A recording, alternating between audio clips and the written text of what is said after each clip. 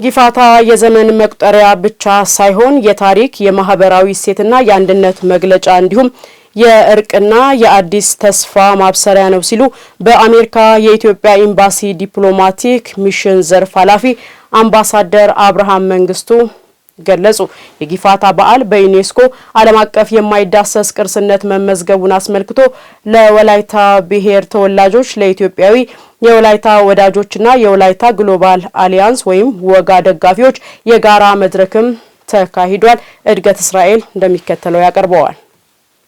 ጊፋታ የዘመን መቁጠሪያ ብቻ ሳይሆን የታሪክ የመንፈሳዊ ማህበራዊ እሴትና የአንድነት መገለጫ እንዲሁም የእርቅ የመከባበር የሰላምና የአዲስ ተስፋ ማብሰሪያ ሲሉ በዋሽንግተን ዲሲ የኢትዮጵያ ኤምባሲ ዲፕሎማቲክ ሚሽን ዋና ኃላፊ አምባሳደር አብርሃም መንግስቱ ገልጸዋል። ያው ጊፋታ የዘመን መለወጫ በዓል ከዚህ በፊት ምናልባትም የወላይታ ህዝብ የወላይታ ብሔር ብቻ ሆኖ ቆይቶ ሊሆን ይችላል። ካሁን በኋላ የሀገራችን የመላው ሀገራችን እና የዓለም ቅርስ ነው፣ የሁላችንም ነው ማለት ነው። ይሄ ኢትዮጵያን በዓለም ዙሪያ የበርካታ ቅርስ የበርካታ ባህል ባለቤት የሚያደርጋት ነው። ሀገራችን በአሁኑ ጊዜ ሁላችንም እንደምናውቀው ለቱሪዝም ዘርፍ ከፍተኛ ትኩረት በመስጠት እየሰራች ትገኛለች። ቱሪዝምን በመሳብ ቱሪዝም የሚፈጥረው የስራ ዕድል እናውቃለን። የሀገራችንን ገጽታ በማስተዋወቅ ረገድ የሚኖረውን ፋይዳ እናውቃለን። ጊፋታ በዓልም በዩኔስኮ መመዝገቡ ለሀገራችን ተጨማሪ ሀብት ተጨማሪ አቅም ነው የሚሆነው። ቱሪዝም ለመሳብ መንግስት የሚገነባቸው በርካታ የቱሪስት መዳረሻ ቦታዎች አሉ።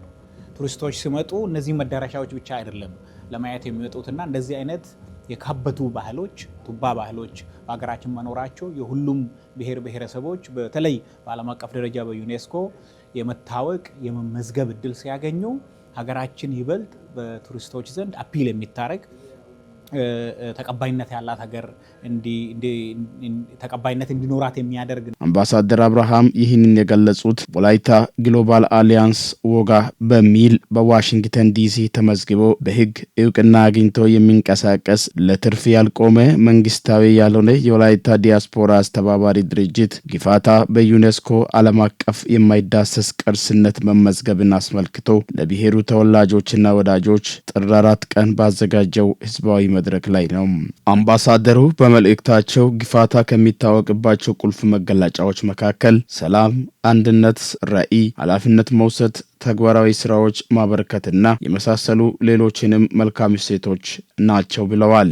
ኢትዮጵያዊ ሁሉም የወላይታ ብሔር ተወላጆችን ጨምሮ አንደኛው የሀገራቸውን ማንነት፣ ባህል፣ ቋንቋ አውቆ እሱን ይዞ ለልጆቻቸው ማስተላለፍ፣ እሱን ማክበር፣ እሱን አጥብቆ መያዝ እና ሌሎች ማስተዋወቅ ነው። ይሄን ዛሬ ይሄን በዓል በማክበር እያደረጋችሁት ነው። ይሄን አጠናክራችሁ መቀጠል ነው አንደኛው። ሁለተኛ አገራችን የያዘችው የእድገት የብልጽግና ጎዳና አለ። ለማሳካት የምትፈልጋቸው በርካታ ነገሮች አሉ። በሀገር ቤት ውስጥ ውጭ ሀገር የሚገኘው የዲያስፖራ ማህበረሰብ ትውልደ ኢትዮጵያውያንና ኢትዮጵያውያን የወላይታ ብሔረሰቦችን ጨምሮ ሀገራችን ለጀመረችው የሚያጓጓ የእድገት ጉዞ የበኩላቸውን ድርሻ መወጣት። የመድረኩ አዘጋጅ ወላይታ ግሎባል አሊያንስ ወጋ ስራ አስኪያጅና ዋሽንግተን ዲሲ በሚገኝ ጆርጅ ታውን ዩኒቨርሲቲ የአፍሪካ ጥናት ፕሮግራም ባልደረባ ዶክተር መድህን ማርጮ በበኩላቸው ከእንግዲህ የጊፋታ እሴትነቱ የወላይታ ብቻ ሳይሆን የመላው ኢትዮጵያውያን እንዲሁም የዓለም ቅርስና ደማቅ በዓል በመሆኑ እንኮራበታለን፣ በጋራ እንንከባከባለን፣ እንደምቅበታለን ብለዋል። በዝግጅቱ የወላይታ ግሎባል አሊያንስ አመራር በሙሉቄን ላንካ የተደራጀው ጊፋታ በዩኔስኮ ቅርስነት የማስመዝገብ ሂደት የጎላ አስተዋጽኦ ከነበራቸው ግለሰቦች ዋና ዋናዎችን አስተያየት ያካተተ አጭር ዶክመንተሪ ከመቅረቡ በተጨማሪ የወላይታ ብሔር ዘመን መቁጠሪያ ካላንደር ለተሳታፊዎች ተበርክቶላቸዋል። የወላይታ ግሎባል አሊያንስ ወጋ ምክትል ስራ አስኪያጅ አቶ አይዛክ ፈረንጅ በበኩላቸው ጊፋታ በዓለም ደረጃ በደንብ ታውቆ ወደ ልማትና ብልጽግና እንዲቀየር በአሜሪካን ሀገር ሁሉም የወላይታ ተወላጆችና ሌሎች ኢትዮጵያውያን የራሳቸውን አሻራ እንዲያሳርፉ ይሰራል ብለዋል። እንደ አንድ ዲያስፖራ አሜሪካዊ ዜጋ ነኝ። እንደ አንድ ዲያስፖራና እንደ አንድ ሰው ከኛ ከዚህ ምን ይጠበቃል የምለው ዛሬ እንግዲህ ስለሚጠበቅብን ነው እዚህ እንደዚህ ማክበር የፈለግነው። እኛ እንግዲህ ለስራ ነው ከሀገር የወጣ ነው።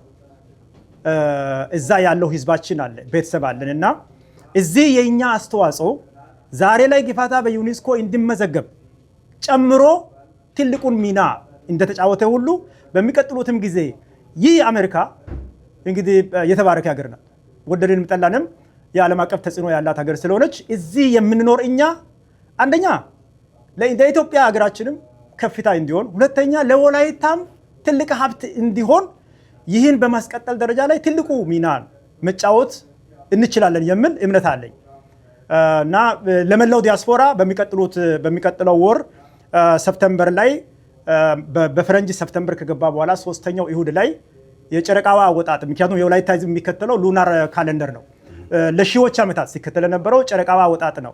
ስለዚህ ሉናር ካሌንደር ታይቶ በ3ኛው እሁድ አካባቢ በሚከበረው በዓል ላይ መላው ኢትዮጵያውያንን ጥሪ አደርጋለሁ። መላው ኢትዮጵያውያን፣ መላው ወላይታውያን እንደገና ደግሞ እዚህ ያልተገኙትም እንኳን ለዚህ አበቃን እያለን በስፋት የምናከብርበት በዓል ዛሬ 5 ወር በኋላ ምናምን ስለሚመጣ በዚህ አጋጣሚ ጥሪውን ማድረስ ፈልጋለሁ።